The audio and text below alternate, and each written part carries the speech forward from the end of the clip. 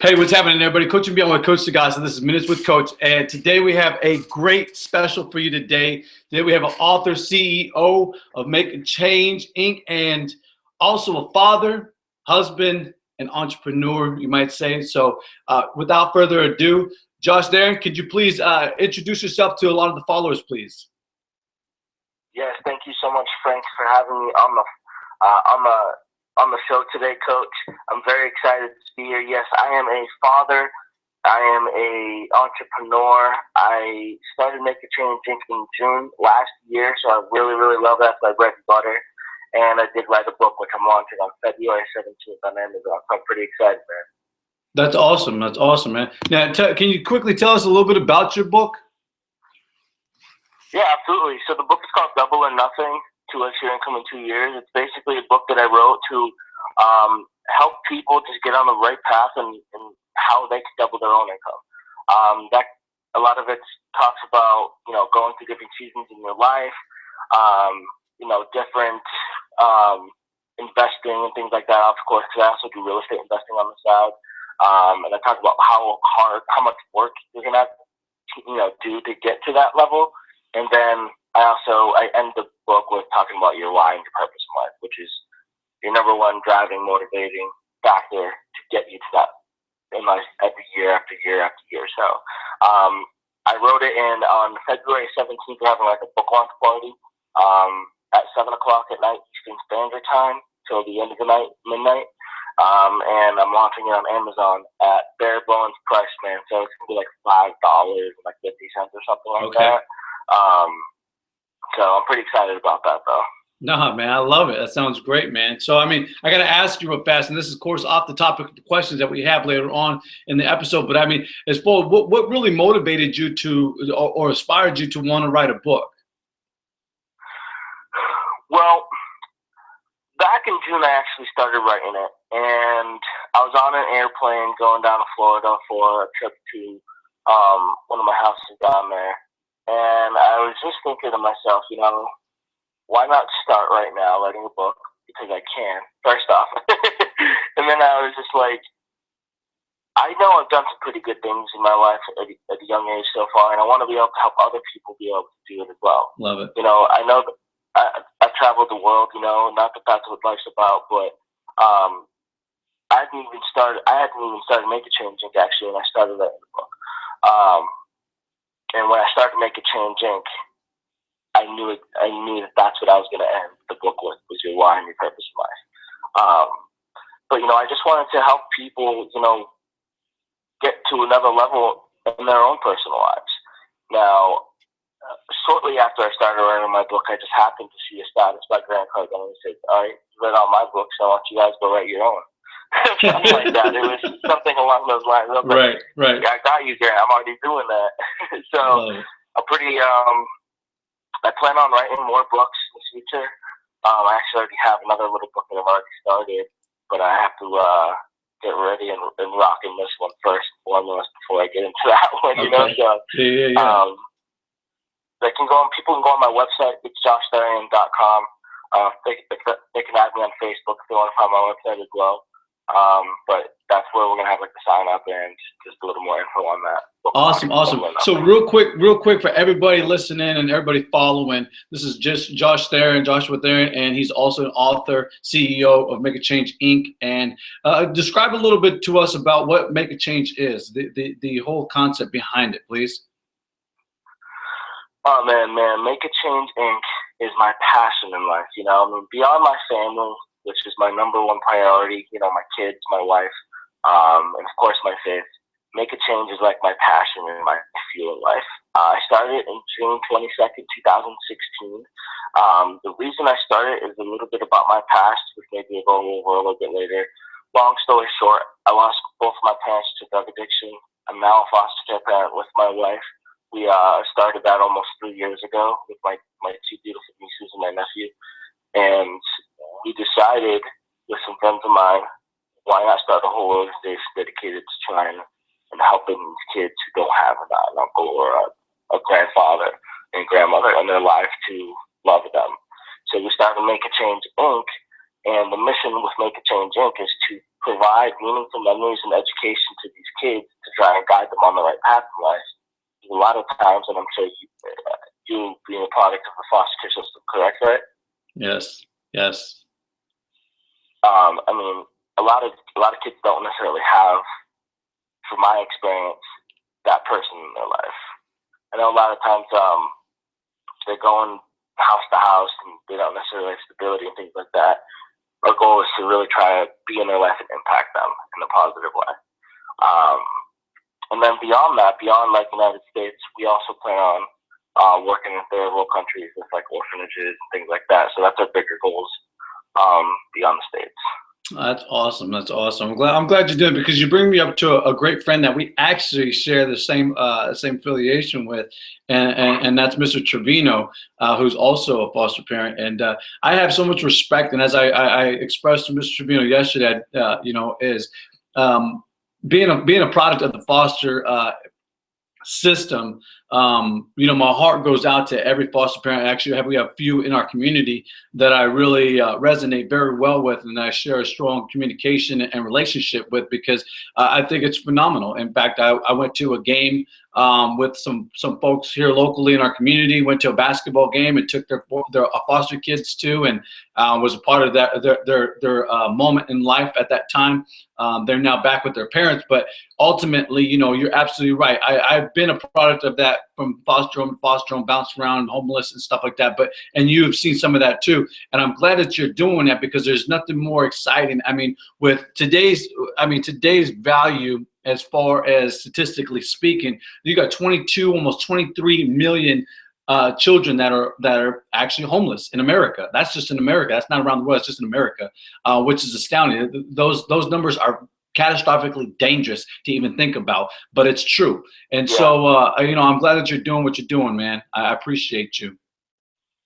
Thanks, brother. I actually saw a statistic the other day that talked, I don't remember the number, so I'm not going to say it, but it talked about how a lot of foster care kids end up going homeless, at least for a little bit, after they leave their foster care houses. So it's definitely a real thing, man. And hopefully that, Make a Change and can come in. And part of the education part is financial education in particular. That's where we really want to hone in on some things for kids, like entrepreneurial education. They're not going to hand stuff from Grant Cardone or Gary Vaynerchuk and things like that in their school system. So those are the things that we want to try and bring to kids. And of course, faith education. I admire that. I admire Gary Vee and everything that he did with his folks, and his folks really molded him. It's kind of like Mr. Maddox and just Mr. Young Maddox is doing that same thing. Is they're building. He's building his children. And it's kind of that's what you have to do. I look back on today's society and today's culture. It's one of the questions we'll get into here shortly. But I look back, and if you remember, I remember having a home ec, man. I was always taught a skill when I went to school, and it was something I learned tremendously in junior high on wood shop, and then in high school it was mechanics, ceramics, home ec. You learned a skill. Today that's kind of been watered down. It's actually abolished in certain states. They don't even have it, which is astounding, because here's a great tool that taught you skills, and you utilize them in life, and you share them with other people. I still do a little sewing from time to time. I mean, it's extraordinary to sit down and sew as a man. When I first started the class, I thought it was going to be embarrassing, but I actually learned a lot of different things in there. And number one was patience, among everything, because I kept on stabbing myself with the needle. But do you remember those classes? You remember those classes? Yeah, man. I did some of those classes. I was actually homeschooled, brother, but I did do some of those classes. We had this Monday. It was called Co-op, and we had one of the little classes on that Monday be home ec. So we did sewing, we did all kinds of things, man. But we used sewing machines. Yeah, we definitely. actually had that's where I guess they attempted to first give me financial literacy with Dave Ramsey. Some of his stuff is good, but I wouldn't say it's perfect for the investing life. Right. I get what you're saying. Necessarily, but that's where I guess my financial literacy also started. Yeah. Okay. So let's go ahead and get started into our questions, man. So are you ready to answer some questions, man? I'm ready to rock. Let's go. So question number one, man, I got to ask, what brings you absolute happiness today? So, man, that's a loaded question. I'm going to answer in two parts. First and foremost, everything that I've gone through in my personal life, when I lost my father at a young age, being taken out of my mom's house at 9 and then living with my parents, and eventually when I lost my mother, it was actually 5 years ago. We're about on the 5-year anniversary. It was actually on January 15th, 6-year anniversary, 2011. That's when I lost my mother when she overdosed. But the thing is, and the first thing I said after that was, God, don't let this be real. And if it is, use my story to change the world. And the reason I bring that up is the number one reason, Coach, why I was able to get through all these trials of my personal life. And even now, I'm taking care of my beautiful kiddos. There's some tension there, in personal family tension there. It's hard for me to handle, but I do it. I put everything on my faith. I wouldn't be able to get through it without my faith, first and foremost. So that's my absolute joy. And I believe my motto is all things work together for good to those who love God. And it says all things work together for good. That's that right. means through the bad and through the good. All things. Romans 8:28. That's what honestly is my number one happiness. Love it. And then, of course, my happiness also comes from my kiddos, my family, my wife, and in living with purpose. I've done some things in my life. I've been to some pretty cool places. I went to Dubai last year, which was a lot of fun. But I know the most joy comes from seeing where my kiddos are going to be in, tomorrow, 5 years, 10 years, and seeing them grow up to be amazing kids and amazing people, and to have an amazing life, and then to be able to see other kids' lives change through what we're doing at Make a Change Inc. That's where my happiness is driven. I love it. I know that someday when I get down to Kenya and me and my team are out there and we're working with orphanages and orphan kids, I'm waiting for the day, man, that we get to have a group photo. It's a bunch of little kids in the back just smiling because we're there to be part of their life like that. Actually, it brings me to an interesting topic that I like to say. They say that money can't buy happiness until you're able to go into a third world country and build an orphanage, and you see the smiles on those kids' faces. And I heard a story of this one guy who said he went to Haiti and this kid's arm was cut off, and there was a doctor there sewing it up and whatnot, and the little boy was sitting there and he smiled at the missionary guy. His name was Cole Hatter, and he's that moment was I knew that I had joy, and money wouldn't have allowed me to get to where I was at that point, to be able to just go up and go to places to help people. So it's kind of an interesting way to look on it, but to be honest, my happiness comes from my purpose in life. I love it. My family and the kids in Make a Change.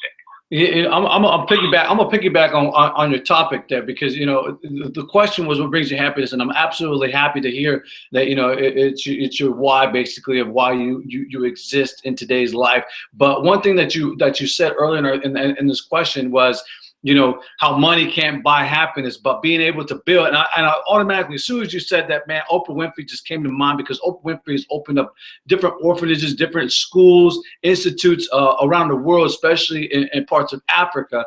And she's very, very connected with them, and she has great leaders that lead these institutions. And it just brings me so much joy, and it brings her a lot of joy and a lot of great benefits and blessings that are bestowed upon her for her doing these things. She's been a Nobel Prize winner, so this is what I like seeing. And you're absolutely right that it does resonate so well with people that have the capital to do these sort of things out there in the world. So I definitely like that, man. You're absolutely correct. All right, so let's get into our next question. Yeah. How do you feel about today's education system? Because you were homeschooled. How do you feel about today's education? So I went to public school up until 7th grade, and then the rest of my schooling was all through homeschool. And then I went to college. I went to Fitchburg State University and got my degree in exercise science. So let's talk first off about college. College is extremely needed for some professions, especially like doctors and like teachers. I definitely think that it's important to a point, but there's a lot of wasted time at college as well. There's way too much nonsense classes that people are forced to take, and all honesty, that I feel like that if we could use our time for much better during different like classes and whatnot. There's definitely a lot of classes, I'm not going to say any or anything like that, but that I definitely didn't need, that I could have used or been taught other things like financial peace and education and investing. Like I didn't start learning about that stuff till actually after college. So when it comes to the public school system, in particular, I have my kiddos do go to public school. I mean, I believe that there's too much, first off, watering down these days from what I'm seeing, and it's honestly the same in every institution. Just to me, there's just not enough the stuff that kids should know or people should learn about in the school system in general. I particularly believe, in financial education and how important it is to bring into our schools. The problem that probably lies there is there's just not enough people who truly know how to teach it. Probably. Yeah. You know what I mean? Yeah. Yeah. I went to a what I don't know what it's called, like a little thing at a high school recently, and we're teaching them, how to budget, how to like pay their bills and whatnot. Oh, trade school. Yeah, and all of it honestly was like simply to put them in reality of how hard it is to pay bills. It wasn't really like any kind of education. Like how to make more money. Right, what I mean? exactly. I would have been teaching kids like how do you're making 40 grand a year, or you're making 100 grand a year, depending on what you choose for profession. What are you going to do to make more money? You're not going to just save that money and put it in, they're probably teaching them to just put it in 401k. We all know as entrepreneurs, different beliefs and things like that, So I think that teaching kids and figuring out how we can teach kids financial education and really help prepare them for life situations. I actually saw on a post the other day, someone, a mayor in the area, said, someone commented something like that, like, why aren't we teaching our kids, like how to pay bills and financial education? And he said, shouldn't that be a lot of the parents' jobs to do that at home? And as much as I agree with that statement, I said to myself, I didn't comment on it because I don't want to cause things on Facebook, but I said to myself, a lot of the parents don't know where to even start or how to teach them. What? Yeah. So we need to have people who excel in those things and somehow figure out how to put it in the school system. I second you on that, and I wholeheartedly agree. I think today's, as a former educator for 6 years, man, I definitely look back, and as a matter of fact, I was invited to a Gadsby ball in Phoenix, Arizona next week. And it's full of different educators and promoters and so forth. But it's a great event to go to, and I'm really delighted and honored to be accepted to going to this event with my wife. But what really caught my eye is the attention that certain educators were saying. Like in the state of Arizona, we're like the 12th, most poverty state in the union. And then, when I looked back and researched, I started finding out like educators, educated people that are receiving a bachelor's degree, how Detroit, Michigan, there was only 3% out of the population. And in Arizona, it was only 27%. In parts of different parts of the country, you had 22%. The highest was New York State, which had a high of 37% of people that graduate with a BA or higher. And I just thought that was just really, really low numbers of individuals. And then it showed a great number in America of people that graduate but don't ever go after the career that they went to school for. And I thought that was quite interesting. It was almost like 78%. And I was like, wow. So I mean, and going back to what the question was, how do you feel about today's education? And it's not that I'm so against it, because we used to homeschool our kids too, but we put them back into the school system, and today it's all about testing. But there's really, as you said, there's really no financial education. And one of the greatest authors of financial education today that I have found is Robert Kiyosaki. Me and my wife went to two of his events there, and he's just knowledgeable, and I respect informative people like that, because he's so right. And as you said, as you commented, when somebody asked you why can't the parents teach the financial aspect of it, is because the parents were never taught in school. And I could definitely hold my hand up and say I definitely attest to that. He's so right. I wasn't taught financial education until after school. And until the last 7 years, actually, I've been educating myself on financial aspect of bettering myself and my family. And it's just a continuous process. So I definitely agree with you, brother. All right, man. So let's go ahead and get into our next question.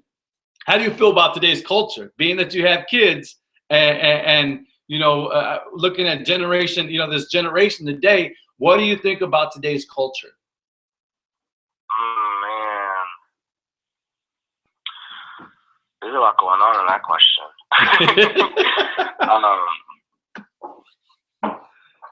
I guess first and foremost is, as you would expect, I'm not necessarily a fan of the feel-good culture, if that makes sense. Make everyone feel great. Yeah. Everybody gets a trophy. Yeah, exactly. In that aspect, I think there's some problems that need to be fixed. Because in real life, kind of touch on the education. Like, I'm pretty sure the school system in my area, they pass everyone, regardless if they're great. And regardless of if they get things or not. So that's kind of a problem.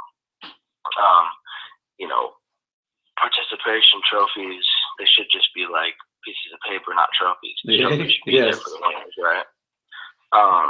So there's that aspect, like, safe spaces and things like that. Like, we need to, if we're putting safe spaces in schools and things like that, we need to learn how to, like, instead teach kids mentor kids how to cope with life. Because if there's safe spaces, they're probably missing something at home. Maybe, I don't know. But then there's, I guess you could go into race. I'm a big believer in unity. One thing that I really wanted behind Make a Change Inc. was to be unified, regardless of race, religion, and different belief systems. I'm a hardcore Christian, man. I totally believe in my faith and whatnot. Don't get me wrong, but I believe if we truly had people together who wanted to work together in our communities and be unified, that we could literally make the biggest change that anyone could ever see in a movement in this country.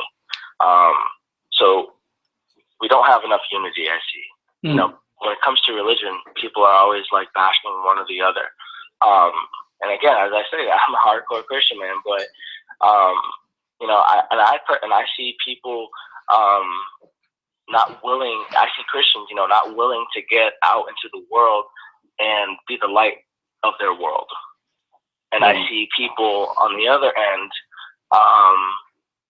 bashing people who might be Christians, and they really don't have who are the real Christians in general. And that causes so much tension. And then, of course, there's the race stuff, which we see day in and day out. We got to come together as a culture. And if we do, I truly believe we can make a change, not just in the kids' lives, but in so many other people's lives in general. I absolutely love that. And you're absolutely true. Looking back on today's culture, and one of the things you said that actually brought a lot home for me is, looking back on people's faith, is one of the things that I've heard this coin, like, if you want to keep a real friend, you won't talk about politics and you won't talk about religion. And it makes so much sense, because the true camaraderie, you don't want to build that. So in a community, that's all you have. And looking back in history, you start seeing a lot of division was caused over politics and religion or faith, and it's amazing, but it's actually started wars, man. And so, yeah, I agree with you, man. I agree with you. That's awesome. I appreciate that. All right, so let's get to our next question, man. What are 3 keys for a successful business in your eyes? Integrity, honesty, being someone who's transparent. Those kind of all go together.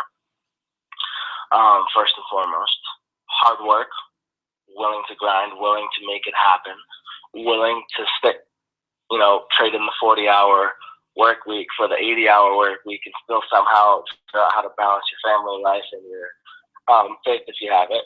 Yeah. So integrity, hard work, and then what was my third one? Bro, I'm totally drawing a blank here.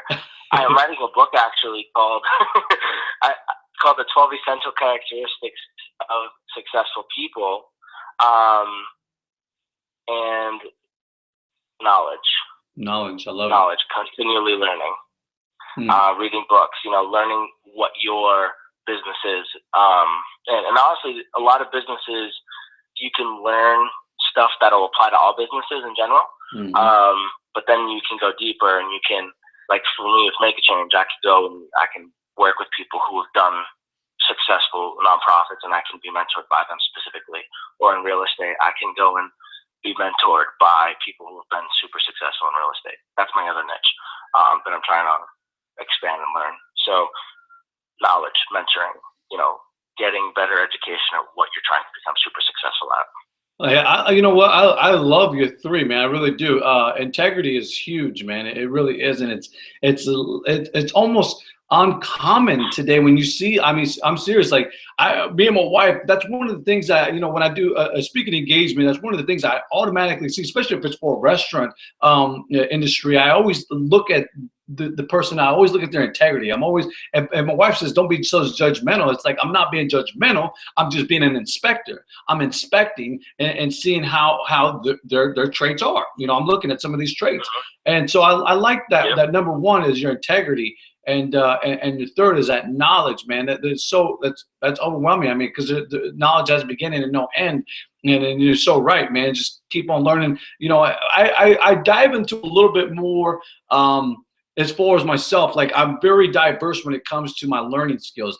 Something that I never picked up in school because I was a college dropout and barely passed through high school. But I look back on things and I say, you know what? I think it's very essential that you be diverse. If we live in a diverse world, it's very obvious that being diverse in your education will also expand not just your intelligence, but also expand that achievement that you truly are looking for, that happiness. I mean, for me, that's what it truly is. I mean, I've been studying some MD books and been coaching myself up on some stuff, man, and I really love it. Not that I want to be a doctor, but I love the informative stuff that these doctors are putting out, man. I absolutely do. I appreciate it. All right, man. So going on to our next question, what are 3? Because you've been married now and you have kids now. So I got to ask you, what are 3 keys to a healthy relationship in your life? Integrity is obviously on that list as well, and my favorite one, though, my favorite key is faithfulness. Ooh. Something I admire about my wife is I know how much of a faithful person she is. Yeah. And to be honest, I believe that's one of my key characteristics. I'm a super faithful and loyal person to my friends, my family, and whatnot. So sometimes it's hard for me, like as a business person, when I know something's the right way,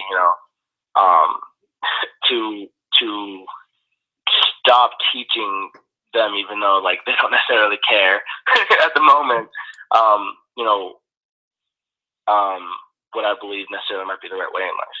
But faithfulness between my relationship with me and my wife is definitely like one of the most important characteristics, I believe. And I'm so trustworthy of my wife, and the fact that she's still with me, man. I'll tell you what, man. We were 19 and 22 when we were about to get married in June 2014, and it was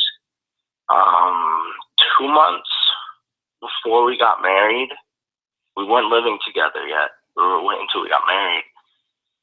We all of a sudden became foster care parents of 2 girls. And when she stayed with me and when she married me 2 months later, I said, you know, I got the one. She's faithful. You know, she was 19. She became a mom, man. So faithfulness, that's the number one, and then the integrity, and then you know, I thought about these, man. I keep forgetting that. No, no worries, man. No worries. Baby, she's actually right here. Do you want to say hi to her? Sure, why not? She just woke up. Never mind. She had a long night. She was up. She was working. Oh, I like that one. What words that the working together? You know, working together is one of the most important keys as well. I love you know, that. I like how Grant and Eleanor Cardone, that's yes. how you say her name, right? Yes. They talk about this once in a while, and they work together. You know, maybe Mrs. Cardone isn't as business savvy, but she helps Grant, you know, in ways that he's not as good at. Mm-hmm. And that can be good in business. That's great as parenting. That's great as being a husband and wife.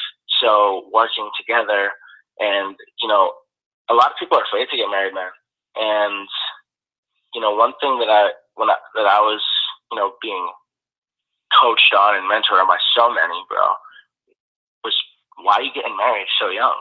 And why don't you just wait and enjoy your life? And let me tell you, man, I've been able to travel the world with my best friend. You know, I've been able to start businesses and go through some crazy things the last 3 years with my best friend.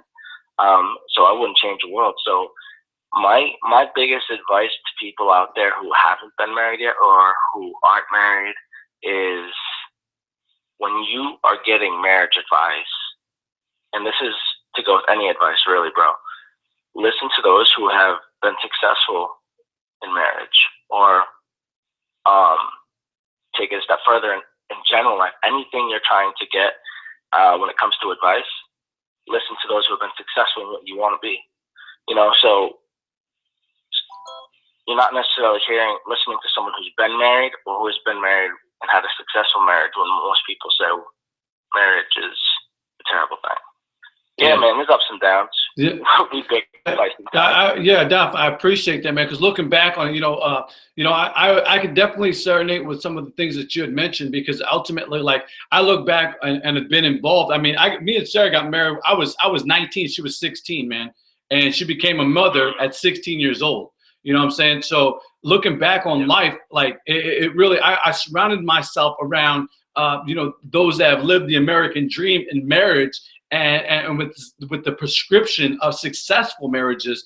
I've been around those people, and I've surrounded my heart and my mind on their teachings and the philosophies.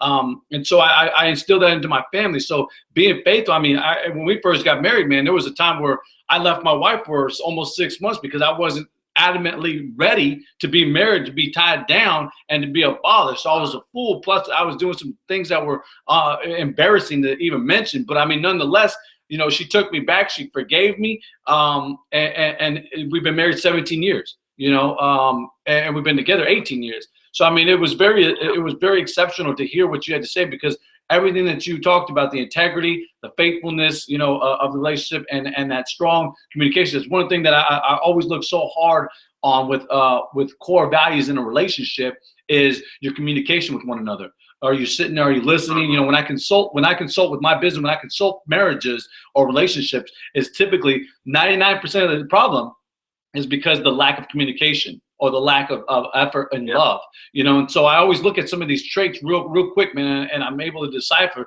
and give them the prescription that they absolutely need. But I mean, in our marriage, it was like what you mentioned earlier about, Mr. and Mrs. Cardone, but I also look at Mr. and Mrs. Thomas with Eric Thomas and Associates, is the strong unity. And it's an alliance. It's a strong alliance with one another. And when I look back on, the alliance with different iconic individuals, legends in the world, they all had a strong marriage. I mean, you know, from Martin Luther King to Nelson Mandela to a lot of the great leaders, they all had a strong marriage and a strong relationship. And the wife was always the backbone of everything. You know, it's so amazing. Like, it's just amazing, man. It really is. So, all right. So next question, man. If you could share a dream, this is a two-part question. If you could share a dream with any person in the world, who would it be and why? Man, that's a great Martin Luther King dream, question, huh? The dream. I'd have to say Jesus, man. I hate to be cliche, bro, but I gotta say Jesus. Wow. Like, man, if Jesus was around right now, man, everything would be good right now. Everything would be better. Like, make a change would be perfect, right? Because he was perfect. Yeah. So, I like that. Wow.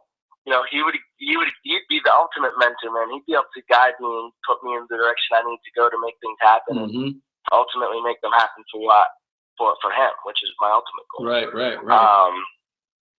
So, you know, I love that, my man. savior, so that's my why. I love it.